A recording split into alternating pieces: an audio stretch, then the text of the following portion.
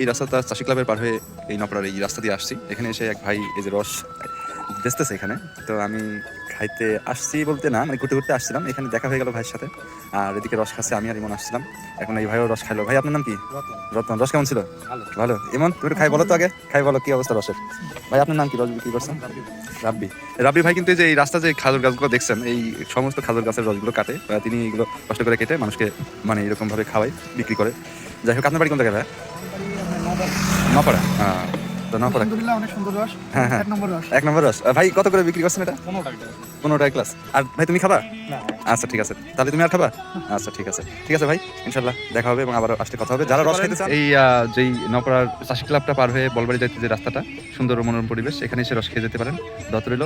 আর যদি আমি থাকা অবস্থায় আসতে পারেন বা আমি যদি রাস্তায় দেখা হয় আপনার সাথে, তাহলে রস আপনার জন্য ফ্রি থাকবে ইনশাল্লাহ। তো সকলে ভালো থাকেন, আল্লাহ হাফেজ।